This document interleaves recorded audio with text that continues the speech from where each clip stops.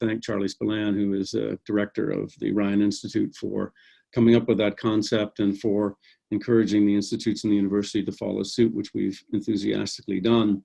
So we have colleagues in ILIS and Whitaker and data science who are also forming these groups, and people have volunteered for them. 30 people have come forward in the College of Arts, I'm delighted to say. So we've had some discussions about different topics that we can pursue and things we're interested in discussing at this moment of difficulty and crisis. This afternoon, our conversation, our opening one, is going to focus on sort of political and societal questions broadly defined. I wanted to say something by way of introduction about the importance of arts, humanities, and social science perspectives. I mean, obviously the crisis is in the first instance a health emergency, but it is also an immense social and political challenge. And I think if we don't concentrate on the issues that arise in this domain, we will have lost the opportunity to learn some important lessons. Naturally, there's a focus on epidemiology, on immunology, on virology, on the different ways in which a remedy can be found and we can mitigate the circumstances. But I think we have something very important to contribute from the humanities and social science perspective. I should introduce myself in the first instance. I'm Dan Carey, I'm director of the Moore Institute. And today, the associate directors in the Moore Institute have come forward. I'm delighted and wanted to thank them for doing so. So the format that we're going to have today is a panel discussion, and it's something that we've done in the Moore Institute a number of times with kind of pop-up events where we respond to issues of significance and try to add interdisciplinary perspectives to the mix. We'll have, short presentations, and then we'll have opportunities for plenty of follow-up.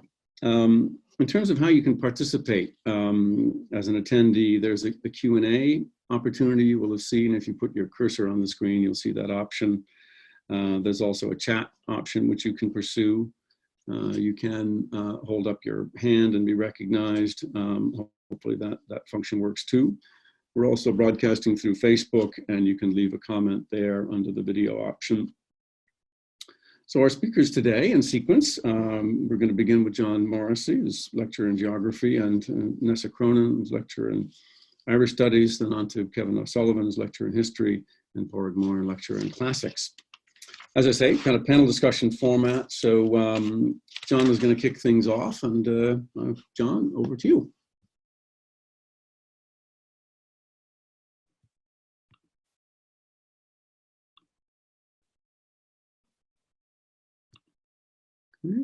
Hi, Dan. Can you hear me okay? I can indeed. Thank you very much. Great. And welcome to everybody. I hope you're all doing as well as can be expected these days. Okay, so I thought about what I could sort of cohere into 5 minutes or so to kickstart this. And I thought I'd focus on something I've written a little bit about in the last few days, which is the whole notion of precarity. And I think in adjusting to the new normal that we're all sort of faced with, I think one thing is really clear, and that is that we have a new appreciation of what I'm calling, and I think is really important to think about, is that notion of a global sense of precarity. I think it's no longer something that happens over there to them and not to us. And I think that's hugely important for the wider and sort of longer term socio-environmental challenges that lie ahead, I think. So I want to say three things as quickly as I can about precarity. The first is the whole question of seeing precarity. I think if we look and historicize, and Kevin and colleagues will do this a lot better than I can, but even in recent history, if we look at how, for example, the Ebola virus first emerged in 2014, it was minimally reported on the global stage, and its impact was largely confined to West Africa. Very similarly, SARS, which of course was a coronavirus as well in 2002, followed a very similar pattern. And its effects were mostly confined to southern China. And I think basically the potential for a wider global pandemic was not politically or socially recognized. SARS-1, or CoV-1, as it's officially scientifically known, was quickly contained in 2003. That didn't happen, unfortunately, for its successor, CoV-2, which is, of course, COVID-19. And I think there's been really, really valuable debate about what we've learned already from this. I think questions of habitat and biodiversity loss have been discussed really, really well. I think there are very important lessons for excessive travel and, you know, environmental destruction more generally. And I think there's been really good reflection in the newspapers, op-eds and so on the sort of politics of a dismissal and denial of risk, which is, you know, very much to the fore in the US, in the UK, and Australia in particular. Okay, so I think that the second thing that I'd like to talk about after the whole idea of seeing precarity is the idea of responding to precarity. And there's probably sort of two things I'd say within that. The first is I think we need to see and be responsive to precarity in a differentiated way in our local communities, our nation states, and in a sort of local, global, interconnected sense. And I think that's really, really important at this contemporary moment. And I you know, would caution that we don't see precarity as being experienced similarly everywhere. I think Judith Butler wrote on Monday very brilliantly about this, the whole notion of hierarchies continuing along lines of class, race, gender, sexuality, able-bodiedness and so on. I think that's important too. But I do think in responding to precarity, we can learn a huge amount, firstly from the Global South, who've coped with multiple emergencies for decades. And I think that's hugely important, not just for this crisis, but for mitigating the effects of climate change. And the really, really instrumentally, you know, demonstrably successful cooperative programs of climate change and climate resilience strategies that they've implemented in Southeast Asia, in Caribbean and so on. I think that's really important for us to look beyond ourselves in the West and see that. The other thing I'd say really quickly about responding to precarity is I think another really, really vital challenge is to pay much closer attention to the interpretation of science. I was so struck, as we all were, no doubt, by how the UK government flip-flopped around the very same scientific evidence that amazingly was, you know, was changing every day, apparently. It hadn't, of course. What had changed was the interpretation of science. And I think that's really crucial for us to think a lot more about in terms of building consensus and insisting upon expert knowledges in ways which convince, in ways which, you know, press triggers that are important for the full spectrum of a population, where people can buy into the relevancy of, you know, scientific facts and so on. I think we need to think very seriously about that policy-politics nexus. And I think it's a wake-up call to universities everywhere to take that challenge very seriously in terms of interdisciplinary research support, which I know others will talk about later, and also interdisciplinary teaching. The final thing I'd say really quickly about precarity is the whole question of temporality and where we will end up in all of this. And I think it, you know, asks very, very serious questions about citizenship, about the whole question of collective civic senses of citizenship. I think we need to possibly think a lot more about the ways in which that notion is taught in schools and all of that, of course. And, you know, there's hugely important, valuable work happening already in terms of environmental citizenship. But I think that those are the three things which I would sort of think are important to think through a lot more in a university context, focusing on precarity, are the ways in which we see it, the ways in which we respond to it, and maybe what are the longer term temporal consequences of what needs to change in our society and how we do things. Hey, thank you very much, John. And that's really, I'm just trying to turn my video back on. There we go. Oh, doesn't seem to want to. Okay, maybe that's worked. Anyway, thank you very much. I mean, I think that's really set things in a valuable context. One of the things I wanted to pick up on that you were just talking about there, that I think it's particularly interested. Yeah, let's start my video. Okay, hopefully I'm back on video. Is that question of universities' responsibilities and opportunities here. I mean, one of the things that's so striking in the US is how high the ideological temperature is, if I can put it that way. I think in Ireland, we've been relatively fortunate in a public context that temperature has been low, if I can describe it that way. I hope it continues. But universities are particular spaces in which we can cultivate conversation, exchange, we can interrogate one another's views, we can debate them. And I think that's of growing importance in the present moment. So thank you again, and we'll come back to those points, obviously, in different ways. Nessa, I wonder if I could turn to you now and for your contribution.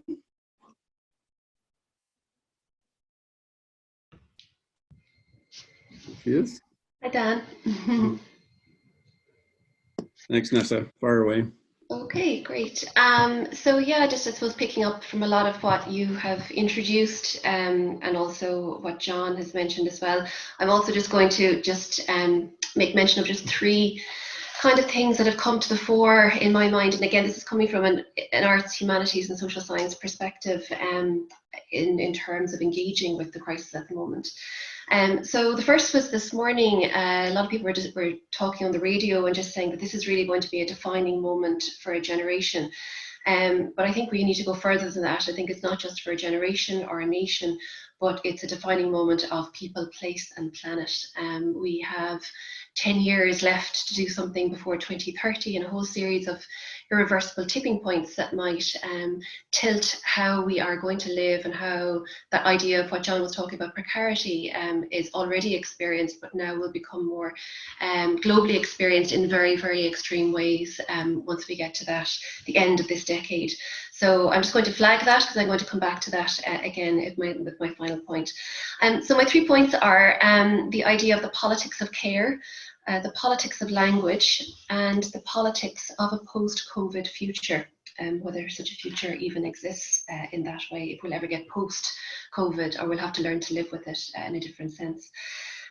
So there's been a lot of discussion about that we're living in a time of crisis, and again, as a humanities scholar, and again maybe somebody like Pádraic might be able to correct me on a lot of this, but looking at the idea of the origins of crisis is Cronin, and a lot of people have discussed this as well in terms of a moment of crisis, but also being a moment of critique, and I think that we need to really hold on to this a space and a time to critique where we are going, to take a time to pause and reflect when we can, because rushing into a lot of very quick decisions very, very quickly, while understandable at the time, will all have serious repercussions in the future. And so we need to incorporate and build into what is now becoming a very attenuated and accentuated moments of critique and reflection, and I think that's really, really important. So with that idea of crisis, we need to have a time of reflection within that as well.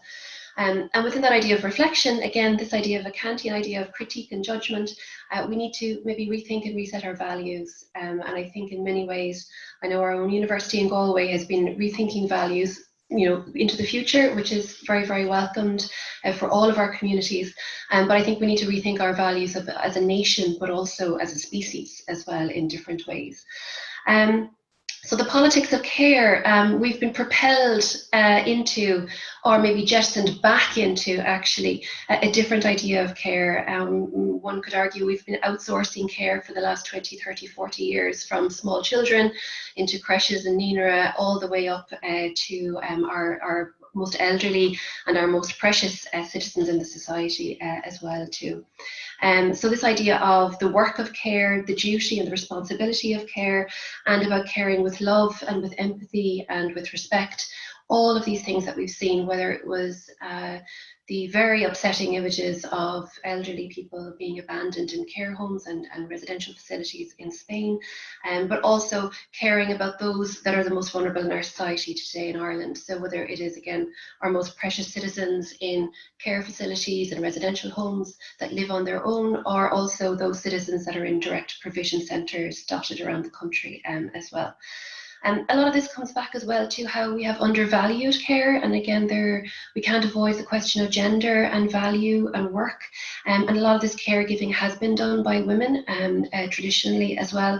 And I think there is becoming a deeper appreciation now of the different kinds of valencies of care by both men and women in Irish society in particular as well too. So a lot of this is kind of coming back home, and we're now beginning to really feel that in many, many different ways. The other aspect of care that I want to talk about is something that Kate Kenny mentioned as well when we had a previous pop-up in the Moore Institute before we went into lockdown, is that this idea of caring for bodies reminds us that we are all embodied people. We in this this period of technology, we kind of forget sometimes that we have embodied selves and embodied lives, and they are actually fragile, and also that we're very interdependent upon each other for survival as well in many ways. So it's adding to John's idea of precarity there in particular as well. So I think the politics of the body, how we look after the body, how we look after each other's bodies, and all of that I think is something that we need to be mindful of as well. Moving on then to the second point, very briefly, the politics of language. As Dan mentioned in the introduction, of course, this is, ostensibly a public health crisis. And in many ways, we need to be mindful of that. But also, while the language of science has taken precedence in many ways, we also need to take a precedence of the language of social care, of communities and solidarities and citizenship as well. And here, I'll move very quickly on to then the final point, which is the politics of the future. And with this idea of language and discourse, I think we've become reminded actually the importance of having a public service broadcaster, the value of RTE on multiple platforms, speaking to different audiences, whether it's the school homework hub or whether it's giving information to citizens in the evening as to updates as to where we are with the crisis is really, really important. And finally, this morning, the President of Ireland, Michael D. Higgins, decided to give a speech to the nation. And he decided to give it on local and community radio stations across the country. And I think that was a really interesting counterbalance to the RTE platform as well. And he said, Cossan on rough, the wheel turns, but we need to be mindful of that we are now being invited to critically reimagine and to critically reconstruct the kind of Ireland that we might go into the future.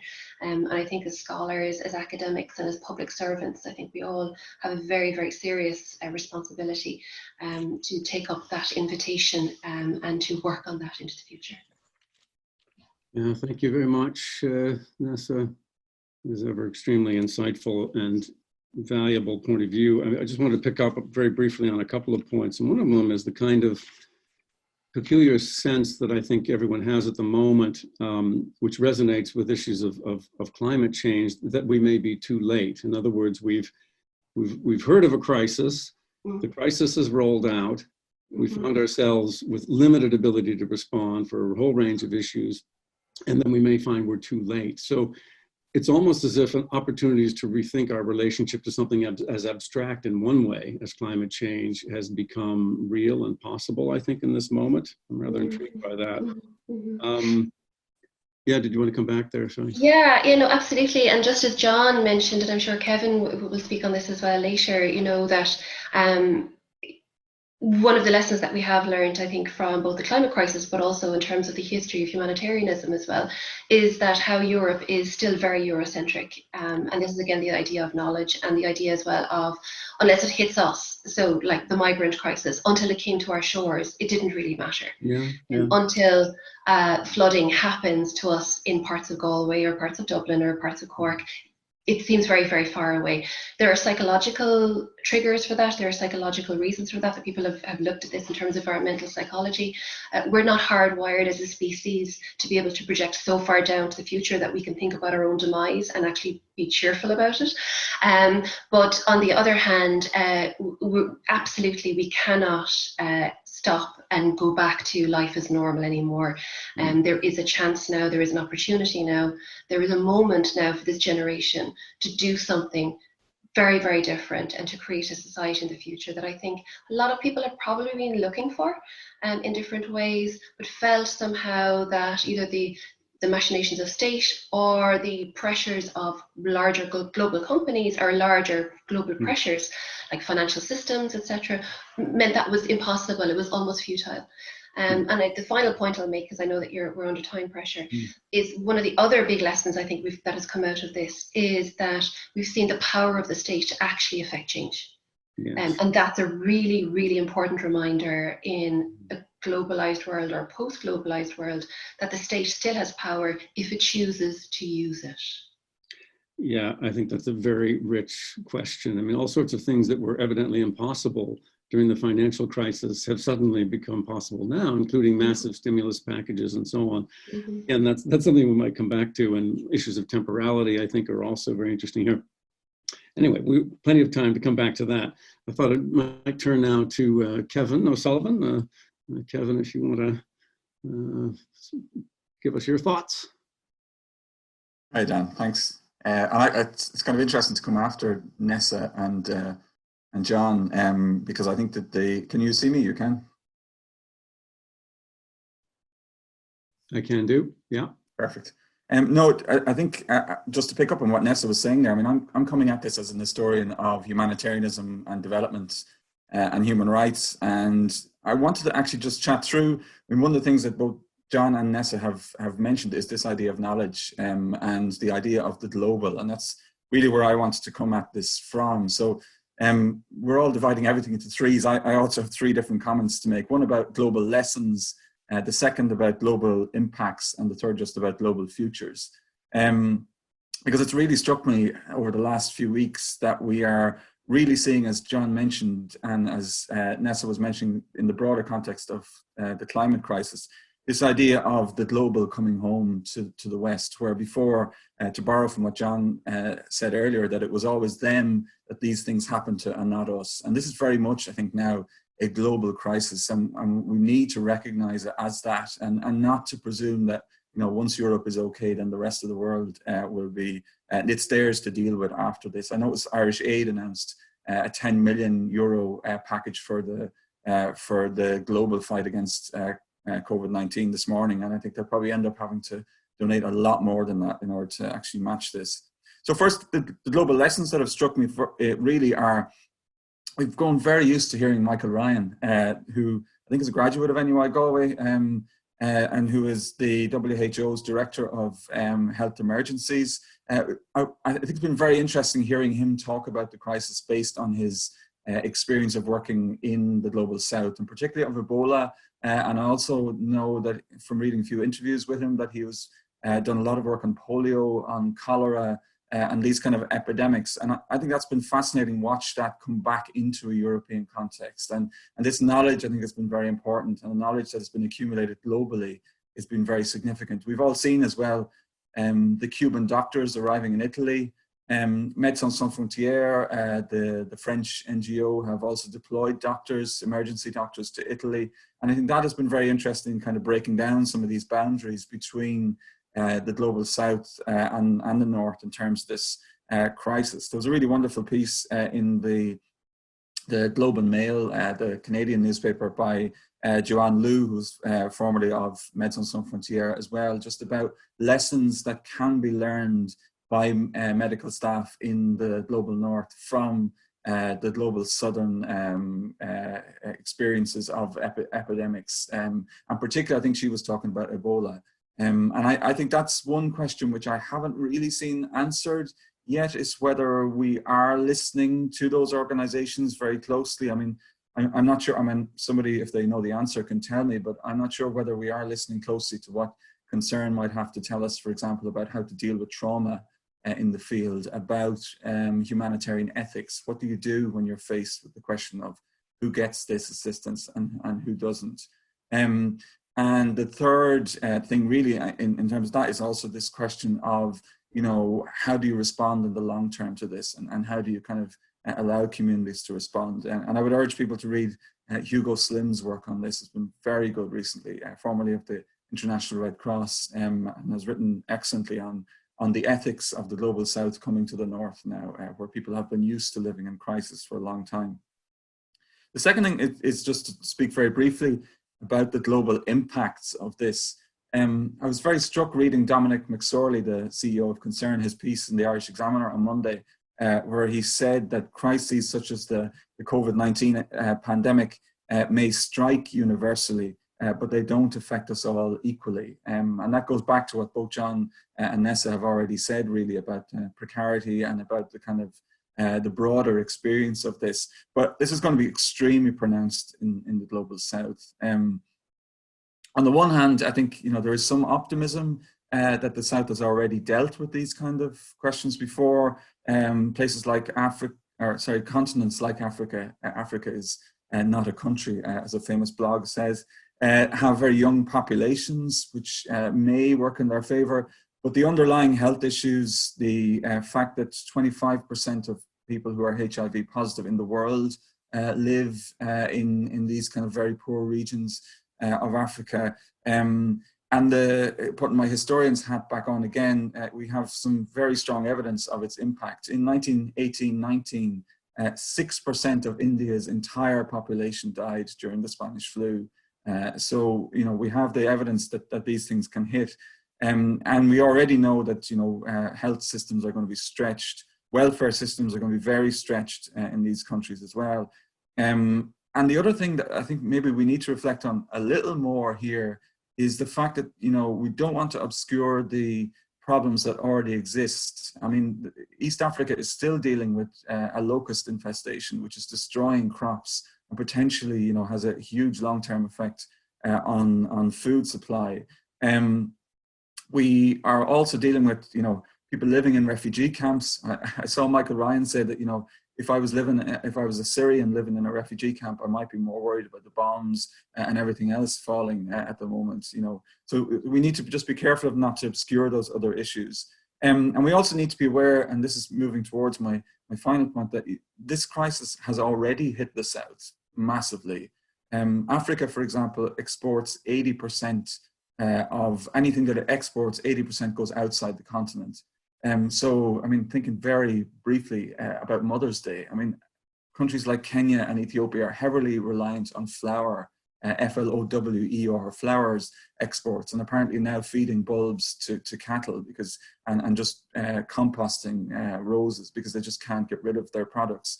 The concurrent crash in oil prices as well has obviously massively hit parts of the global South. So we're facing into a massive crisis there, and also a poverty trap. Imran Khan, the Pakistani Prime Minister, said that if we shut down the cities, and this goes back to the question of, you know, the privilege in terms of being able to self-isolate, then people may be saved from corona, but they may starve at the other end because they can't work. So that's my final point is just simply about the future and where we go from here. Nessa has kind of pointed towards that. I was thinking with my historian's hat on about previous moments of kind of rupture or of huge global change. And the one that strikes me, well, the two that strike me first is the aftermath of the First World War and the refugee crisis then, and the moment which created a global idea in the League of Nations, and which actually created through that the health organization, which later became the World Health Organization in the 1940s. And the second one is obviously the post-Second World War crisis. And I think both of those are examples of where kind of a multilateral response was necessary and a global response to actually figure a way out of this. And, you know, the example that I was thinking about this morning when I was putting together my notes, it was the eradication of smallpox, was a collaboration between scientists from both sides of the Cold War. And so these are instances where the global is necessary in order to find a solution. Although we have to be very careful because, you know, we all know as well of the impact that the World Bank and the IMF's policies of conditionality had in Africa in the 1970s and 1980s, in Latin America, and in other parts of the global South. So we have to be careful that our interventions are done in such a way that it doesn't impose huge costs for the rest of the world. And we also obviously run the risk as well that certain parties, I'm nodding here towards the United States, you know, there have been past experiences, the League of Nations, where the United States didn't involve itself internationally, and where the consequences were quite difficult. So I think I'll leave it there. So with just that, I didn't want to leave it on a downward note, but I think just maybe a note of caution more than anything else. Yeah, just to come back on that question, I mean, there's been recent attention, for example, in the US, to the fact that there is competition ostensibly between the federal government and state governments. One of the worries is that we're creating kind of competitive aspirations for medical equipment, personal protection equipment, and so forth, reagents and a variety of things like that. Obviously, we need to have a much more cooperative system, and it's exposed weaknesses there. But if we can look to institutional structures that exist and that can reinforce possibility, partly through forms of solidarity that have been missing, I think we will do everyone an enormous favor in that respect. I wanted to try to recognize Angus Parsons, who has his hand up, and I wonder, David Kelly, whether it would be possible for us to get to hear. Oh, it says talking permitted. I believe you can speak, Angus. See if that works. Can you hear us, I Angus? understood the technology. I didn't realize I was on mute. I was on another phone call when this started, so I was just putting my hand up to apologize if people were listening to me talking about something entirely unrelated. So just sitting here listening to all that's going on. Thanks, Dan. That's good. No, this is, as I say, we're testing as we go along. So good. Well, in that case, I will move ahead and come to our final speaker in our series before we start having a wider discussion. And Pádraic Moran is a lecturer in classics, as I mentioned. So Pádraic comes to this from a different perspective. And I wonder now if Pádraic, you'd like to give us your thoughts.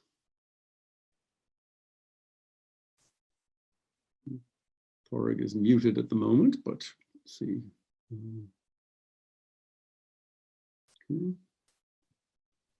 Okay, can you hear me now? I can, Pádraic, yeah. I'll try to, okay. So thanks for listening. I'm a classicist, so I give, as Dan said, maybe a different perspective. I think that it's obviously essential that we focus all our energies now on medical support and social protection. But as my colleagues have stated much better than I can, we're going to have to really focus on social, political and economic issues very shortly. And I think that it's worthwhile just to consider for a moment that we have been here before, not in living memory, but actually many times over in human history. And there's a broader context to this. And as a classicist, I'm especially interested in the long history of human experience. I think it would be interesting to keep some eye on the historical dimension, partly just to have some perspective on where we are, but also maybe to try to inspire us to come up with imaginative and constructive responses for reasons I'll explain in a moment. So when we talk about epidemics, pandemics, infectious diseases in the past, we normally talk about them as plagues. And if we were living through what we're living through now, a couple of 100 years ago, we would call it a pneumonic plague, in fact. And the earliest discussion of plague in Europe, at least, is by the Greek historian Thucydides, who was writing about 400 BC. So the plague he's talking about was a plague that happened during a war when Athens was under siege by their enemy Sparta. And in fact, the whole of the region had to be taken inside the city walls for protection. So it was enormously crowded. And in this circumstance, the plague broke out. And Thucydides describes it very carefully. He says, in fact, he caught the plague himself, and he was lucky to survive. And we can see some interesting parallels in this plague that happened 2,500 years ago, almost. Thucydides talks about the origins of the plague, the fact that it came from abroad. He said maybe it came from Ethiopia and traveled up from the south. He describes also from a medical perspective very minutely the symptoms, the early symptoms, fever and inflammation, how the disease progressed, the condition of people as they were dying, and then the experience of the people who managed to survive. And what his particular interest was in, firstly, the psychological consequences. And this is where ancient literature and historical literature and historians can speak to us. He speaks very eloquently about the sense of shock and despair that arose very quickly, particularly, he says, at the sight of people dying in the streets and death all around, and the fact that people realized that medicine didn't work and religion didn't work. And as a result of that, he's particularly interested in the social consequences. And there are parallels to consider perhaps there. He talks, for example, about the high mortality rate among doctors, and he talks about the particularly heavy burden on people who were responsible for caring for others. He was also especially interested in general at the situations and the conditions in which social values break down. So he talked about the abandonment of normal social religious behavior because people felt their time was up and that nothing was worth preserving. But he also talks about the fact that these conditions bring out the best in people. He commented on the bravery of the doctors, and especially, he says, the kindness of the people who recovered because they knew that they were immune, and these are the people, he said, showed the greatest pity on other people. This kind of background actually is strikingly similar to things that Dan discussed in relation to an account by Daniel Defoe of the Great Plague in London in 1665, I think, which he published in last Sunday Independent, and you might find his piece on academia.edu as well. So I was reflecting on the fact that for Thucydides, writing really probably the first deeply analytical history, these circumstances were an opportunity to probe deeper human psychological and social realities and try to come to a better understanding of the causes behind things. And not just, it wasn't just a stimulus to the writing a deeper analytical history, but also a stimulus to the creation of medicine as a discipline, because it's very clear that Thucydides is using a technical vocabulary. He's writing in Greek, but not using ordinary Greek words, using words in a very technical sense. And this would indicate that already at his time, medical manuals were in circulation with a specialized vocabulary that were describing these symptoms in very specific detail. So this is a positive response, I think. So just to conclude with some considerations about what all of this might mean. I mean, it's very obvious we're in a terrible situation, and some people in particular are suffering terribly and will suffer terribly, and their families, of course, all the more so. But maybe history can provide at least some consolation. As someone said to me this morning, this is just a season. We have been here before, and maybe that's something that might help people to find some perspective for where we are now. I think this is a good time for historians to consider how these things have hit the world before, how severely, under what conditions, to consider historically what were the economic, political and social, cultural consequences, how did different local conditions affect the way the impact rolled out. And I think it's also worth keeping in mind to conclude that crises can bring out the best in people. So to try to find some note of positivity, we've seen, as Dan said, unimaginably radical responses to the situation over the past few weeks. And we've also seen enormous levels of social solidarity, which are very, very heartening. So maybe if there's any silver lining in all of this, maybe like as from the plague in Athens, we might emerge eventually with some new and some fresh perspectives. Thanks, Pádraic. That's extremely interesting. I wasn't aware of the Thucydides account, and you shared it with me. And it is extremely striking, and the kind of, this is reading it in translation, but the freshness of voice and perspective is pretty startling, actually. I found that fascinating. It's also interesting just picking up on what you're saying about how moments of crisis force a reanalysis, that we have to look again at our categories. And you mentioned how Thucydides is looking at religion, medicine, and has to reevaluate these as sources of meaning and how they can be drawn upon at a different moment. I'm also struck, and I'm sure that people would share this reaction, that we also find ourselves in a moment where analogy and allegory are, take on a new significance.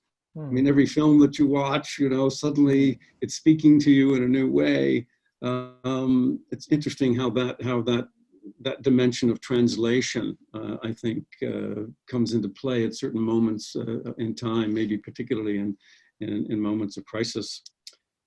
Well, we've got lots to pick up on, lots of things that I want to sort of go back to that came up in our conversation. But we've had a couple of Q&A things that have come through, and so I wanted to share that with folks. One question really and a comment from Kieran Fitzpatrick. So Kieran, thank you for that. And Kieran is pointing out, this is again, he's used the Q&A function, which people might like to try out. And he points out that colonialism and post-colonialism seem to be tacit presences in all three of the presentations. And so he's wondering about how COVID-19 has brought longstanding questions of Ireland's place in a colonial and post-colonial world order to the forefront. I wonder if we could take that as a question, and whether anybody wanted to comment on that issue of the colonial and post-colonial as a frame of analysis that might be enabling, or what are the shortcomings of that distinction maybe at the present time. If Anybody would like to come back on that topic? Yeah, I mean, if I could say something quickly, Dan. I think it's very interesting. I mean, I think Kieran's right, like that there is a kind of an interesting convergence here. I think, so a lot of the first research that I did was actually on Ireland's relationship to the kind of United Nations and the international order in the post-Second World War period, and how that kind of was an attempt for Ireland to find its place in the world, you know, attempting, and this is the word they use, to be a bridge between those two worlds. And I think it's a really interesting case here, because I think here we now find ourselves very firmly within the West, and always probably have been to a large extent. And yet here, this kind of crisis we see, again, going back to Michael Ryan, just because he's so visible on our news every night, kind of internationalist spirit that seems to be part of this kind of Irish contribution to the world. I think that's been very interesting. And in the background, again, you know, just thinking of the Irish NGOs that, you know, that will respond in the South. And that's why I think it's interesting, just the question of knowledge and knowledge sharing here, in terms of how we kind of use that knowledge that has come from working in those contexts. I think that the flip side to what Kieran is mentioning is the idea of how we see the outside world. And I think, you know, at times we think that we have a kind of a closer affiliation or affinity to the South, to the global South, because we are kind of a former colonial or, you know, a former colony. And yet at the same time, we do fall into a lot of the traps of, you know, seeing that as something that happened out there, you know. So I think we just have to be very careful. I mean, the thing that's just so visible and so striking here is direct provision, and the way that we're treating people in direct provision. I mean, I'm sure, you know, there's many of us signed the letter the other day, and, you know, I mean, the government has been, you know, very, you know, from what we can tell at this moment, excellent in its dealing and its handling of this crisis, except here is a crisis that is bubbling under the surface that we maybe don't want to see. And yet it's just so damning of our kind of behavior towards fellow human beings. I think, you know, that's one element where that blindness that I think Kieran is hinting at, to say on the one hand that we have this image, and on the other hand, we can also institutionalize people like this. Yeah, that's a very interesting example, because again, I think we've all been confronted by, you know, when we're engaged in advocacy and research and in various different kind of contexts, but where the difficulty of gaining momentum is so apparent. And, you know, maybe aspects of this current crisis will unfreeze a kind of certain sorts of social attitudes and government attitudes. I think there are opportunities here. It's going to be, and there's a risk that they might disperse. There's a risk, as you were pointing out, that issues that are ongoing, locusts in Africa, and a variety of things which are confronting the world may get lost in the shuffle. But I think it's going to be a challenge to all of us to see how we can organize those intellectual energies at this time. I don't know, Nessa, whether you wanted to comment on that question. Yeah, no, absolutely. I think the other dimension that we haven't really mentioned yet as well is the north-south dimension in Ireland itself. So to say the colonial, the post-colonial is already problematic on the island for different reasons, but also purely from a public health point of view, the disparity in how the two governments have dealt with the crisis, but also as well the role of Stormont into to one degree having some kind of ability to or difficulties and challenges in actually making their own decisions for their own people in Northern Ireland has also been very problematic, particularly with the suspension of the state of the parliament there. And I think it does bring up that other question, that wider question of when we talk about Ireland and the Republic, do we also need to now start thinking about an all-island way of managing crises? This is not from a political point of view. This is not from, not looking at any political standpoints in particular, but looking at what Kevin mentioned about the multilateralism that needs to really come into place. And of course, it's not just in Ireland. There are other states, other countries that are equally partitioned and equally divided, and that will create other kinds of internal issues down the line as well. John would probably be more familiar with this than I will, but I've been following how the different states in Italy as well have been responding to it. And while people were very heartened to hear the Italians singing arias on the balcony, they've stopped singing now. And that's really worrying in the southern states, in the southern provinces in Italy in particular. The issue of financial hardship, of lack of a social provision, and actually now real problems of food security are coming to the fore. So the real threat of social unrest because of COVID and how it's being managed or mismanaged at a state level, but also underneath the state level at regional levels, is we need to be mindful of that too. Mm-hmm. Sumin Koo is interested in coming in on that question of the colonial and post-colonial. I don't know, David, whether you can, it's a way to invite Suming to give a... I think maybe John was going to jump in there maybe as well. Yeah, I can. I'm waiting. I think Nessa's absolutely right. I mean, I think we would be, it would be remiss of us to not sort of caution against the danger of social collapse in all of this. And I think what we're seeing in Puglia in particular and in Calabria is quite frightening because, as you say, it's hugely heartening to see the social solidarity over the recent weeks in Italy. But if the architectures of governance aren't there, it's simply not a straightforward thing to activate in times of crisis. The other thing I'd say really quickly on Kieran's question, which I think is really, really important question now, is just to reflect on what many of the post-colonial scholars have been writing about in recent weeks, which is effectively the failure of the post-colonial critique and ways in which we've asked questions in some cases 30 years ago, such as Spivak's famous question, can the subaltern speak? And it's a very loaded question. It's the wrong question anyway. It really should be about the facilitation of voices in, as Kevin said, a multilateral kind of end game in play.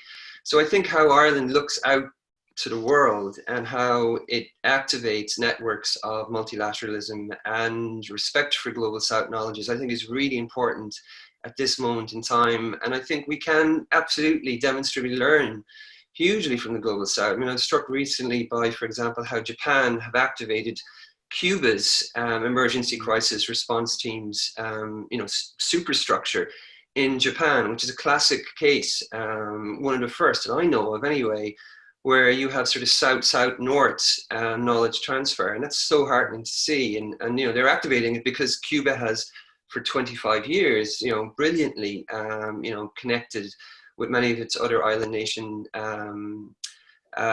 neighbors in the Caribbean in terms of environmental precarity. And I think that's heartening. I think there needs to be seen from Ireland the support for that and those initiatives in a whole series of ways. And we can talk about that again and another time. It would take too long, but I think the architectures of the European Union are obviously part of that. What kind of research is funded within the European Union is also hugely a question here, which we've talked about before as well. But no, I think great question, Kieran, and thanks for that. Yeah. I think Suming. Oh yeah, okay. I think I am unmuted. Yeah. You are unmuted. Yeah. So yeah, I think I just wanted to respond a bit to that kind of beginning of a conversation between that Kieran had raised the question and to Kevin and Kevin's response about the hope that we can see in internationalism. And then also John's points then about, how there's transfer of knowledge from what we might consider to be the global South to the global, what we would consider to be the global North. And the point is that where we are at politics is that we've maybe arrived at this kind of pandemic moment as if it's a moment that zeroes out everything that has happened before. But really, I mean, this has come in the time when we've really been experiencing a really disturbing and unsettling sea change in political systems as a whole. And so what hasn't really quite come to the fore in this conversation up to now is questions about politics and how the state is being reconfigured and how it relates to different sections of society and what are the possibilities for society to think of itself politically. So I'm sorry I was a tiny bit late into the discussion today here because I just came from another meeting of the International Sociological Association. We were talking about the research group was talking about the study of politics and social movements, and really what is happening, what are the kinds of struggles that have been there anyway, and the way in which we think about the first world and the third world has really been turned on its head, in the sense that the kind of politics that we have been seeing in the last few years have hugely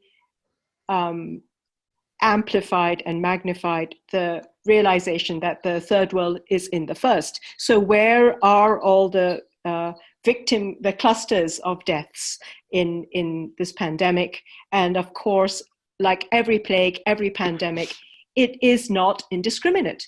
As Nessa has highlighted, there are vulnerable groups who are vulnerable because of the fact that they are either have limits on their freedom, and they're the same everywhere. There are people in jails, there are people in migrant detention, there are people in nursing homes, the elderly in institutional care. So I suppose that, to me, it's really about rethinking how we think about politics and what our assumptions about what the political field is, and thinking about political agency, and how do we have a way to connect these other really interesting and stimulating conversations about imagination, about history, about international politics, about humanitarianism and cooperation, and how we link that to a political imagination. So yeah, that's just what I wanted to maybe add. I'm sort of aware of time, so I want to recognize a few other contributions. I think John Walsh was looking for an opportunity to raise a point. John, can you hear us? I think you're muted. Oh, there's Hello, John. Dan. Hello, everybody. Hey, John. Hi, John. It's a very interesting discussion, and I just want to pay tribute to Dan and to everybody for this initiative. I think it's excellent. I hope it's the first of many. We so badly need to keep the research side and the intellectual stimulation side of our work going, as well as firefighting with the more mundane tasks of day-to-day activities online. So I just want to say that. I want to raise a bigger point about communication and media in this. I know, Dan, we've had a discussion about this in the last couple of days. I think there's a couple of very interesting points to be raised in terms of the political economy of communication here.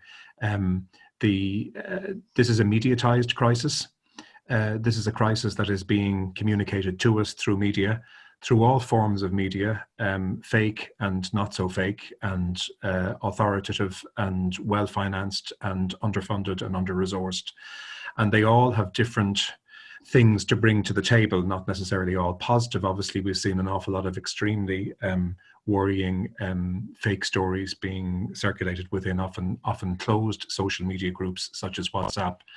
But we need to remember that this is a mediatized crisis like none before. I mean, we've never had the level of media saturation as we've had in the last 10 years since the invention of the smartphone. It's upended the entire landscape of the traditional media, and all sorts of traditional media are struggling. So Nessa mentioned earlier the importance of public service broadcasting, also the fact that Michael D. Higgins's message was carried today on local, but also on community radio, on stations such as our own Flirt FM on campus, which are hugely underfunded. And so there's enormous challenges to media at the moment to continue. Ironically, the biggest, the powerful media organizations that are traditional, as in, traditional television and radio stations that are commercially funded, are the most threatened of all. The public service media are robust enough to be able to pull through in various ways. Community media may ironically benefit from the upsurge in volunteerism and so on, but commercial media is very seriously threatened, traditional commercial media. But another point to raise here is that the huge and faceless social media conglomerates that are enormously important from a political economy point of view are likely to do extremely well out of this crisis. We're conducting our discussion today with their assistance. Mm-hmm. And we have staff meetings, and we held oral exams today through various online methods. So the age of surveillance capitalism is with us, but surveillance capitalism with the assistance of enormous unaccountable social media companies is likely to get an enormous boost from this. So to come back to my original point about traditional media, we need absolutely to make sure that traditional media can weather this storm and continue to give us news from our local communities, news from our national parliaments and from our national politicians, and to do so in a way that is not looking at the share price. And that's an extremely important point, I think, given the fact that, you know, the mediatization of society, the fact that this crisis is absolutely bound up with the media in every way. Yeah, that's an extremely important point. And I hope that we can have a sort of dedicated session on questions of media, of information, of misinformation, because they are at the absolute center of this. And again, it's just a kind of general plea, as I was saying at the outset, for more attention to these questions, because if we don't engage with them and focus entirely on the health crisis dimension, important as that is, I think we will have lost half of our relationship to this and would have learned important things that we need to learn. A little bit of time left, and I just wanted to reference some comments that have come through in the Q&A area. So Jonathan Egan makes an interesting point about a psychological perspective, and he notes that societies carry trauma somewhat at an epigenetic level. It refers to the function of anxiety, of inhibition, of social norms, and of guilt and shame as acting at an adaptive level now, which is extremely interesting. Again, I think that probably deserves almost separate attention to understanding this crisis as a psychological crisis and its effects in many ways. I mean, there's been some attention and some awareness to the potential for domestic violence and so forth, which is clearly going to be significant. Janine Woods has raised an interesting question. She asked whether, do any of you have thoughts on how this crisis has highlighted issues with the EU in terms of the lack of a coordinated response, various states responding very differently, etc. And then Tina Karen Pusa has said, do you think positive effects could come from experiencing how much worse populous states with libertarian attitudes are managing this crisis, as opposed to states that have a strong sense of the common and of mutual responsibility? And then finally, there's an anonymous one which says that in relation to UK and US responses, and back to ideas of precarity that John had raised, and the invocation of gendered and post-colonial issues, we have to rethink values and identities, such as the imposition of oppositional values of caution and risk-taking. And there's a parenthetic comment about how Boris and Trump both embody a nostalgia for colonial greatness and their attitudes. That's a lot to reflect on. We have a little bit of time. I don't know if anybody felt inclined to leap in on any of these huge topics, but I did want to recognize them anyway as things that have been provoked by our discussion. I might jump in there just very briefly, just to come back to what Su Ming had mentioned and also John. And the two things that are coming out to me from those discussions are the importance of discourse and the importance of democracy. And those two things are actually going hand in hand in so many different ways. And also, again, going back to John's opening point about precarity, the Nation project has become very fragile in recent years, as we've seen since 2016. The EU project, to kind of chime in maybe with what Janine Woods had mentioned there, the EU project is now going to come under major pressure. Italy in particular is going to be the first where we're going to have to look at how are we going to manage and support Italy, and then Spain, and then it will be a knockdown effect then in terms of numbers. And then also just in light of all of that, looking at what's happening in Hungary at the moment. And again, this comes back to the idea of crisis and Cronin and accountability and judgment and the need for a pause. Ursula von der Leyen came out this morning to say the new powers that Viktor Orban has instantiated are extremely troubling in terms of what democracy is. So they would be my observations on those comments there. Yeah. If anybody else wanted to come in with this. I might just have a quick comment. Yeah, I think they're excellent questions. I mean, I suppose my one worry about the comment about the democracies looking better than populist states is that we don't know how this is going to end. There's a long way to play out, and I think we just need to be very careful that we keep our eye on the road and figure out where we're going here. I think I'm delighted Nessa brought up Hungary. It's exactly what I was thinking about. It's extremely dangerous. I think EU has a real opportunity here, you know, as well, because, you know, I was listening to somebody on the radio, an economist whose name now has just escaped me, talking about the, you know, the opportunity not to respond in the way that they responded in 2009, and, you know, to flip the narrative a little bit and to be more generous than the kind of harsh austerity that, you know, that people had to deal with after that, you know, and raising the question of whether they could use a Eurobonds system rather than the kind of the very heavy-handed approach they took the last time. And just finally, just coming back to Sue's point about the kind of blurring of the lines between North and South, I think that is so important because, yeah, exactly the kind of the disparity in terms of, you know, who is affected the most. I mean, the image which I'm sure we've all seen of the Nevada car park with the lines drawn on it for homeless people to have social distancing. I mean, that is phenomenal in 2020 that we're living with that. Yeah.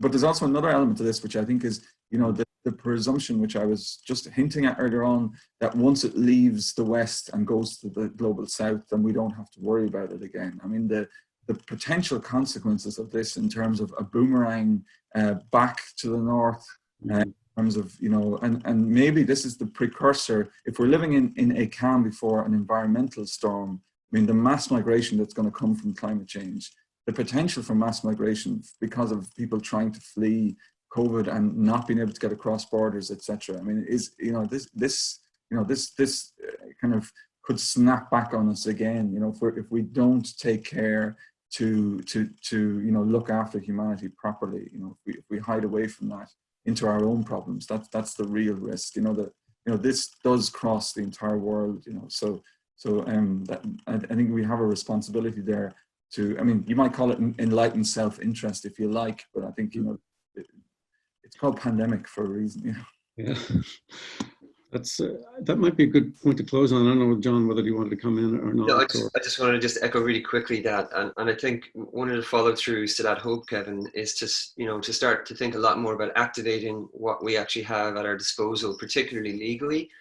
And I think Janine's question is absolutely superbly important question in the context of the European Union and, you know, how we may change, how we sort of multilaterally organize and insist upon, you know, a whole series of conventions that already exist, you know, everything from, you know, focus on the landscape to, you know, environmental sustainable behavioralism and so on. And I think if anything, in hope that we would all sort of look to get behind in all of this is to you see what's happening in Italy and see what's happening in Spain and elsewhere and recognize that capitalism as it exists in Europe, you know, has collective, you know, European consequences and obviously global consequences as well, in the ways in which, you know, the idea of endless growth is accepted and so on. And I think we need to start thinking a lot more in terms of what are the knock-on effects in other neighboring countries. And I applaud, you know, really quickly your work down in the Irish Humanities Alliance here, because I think that's really important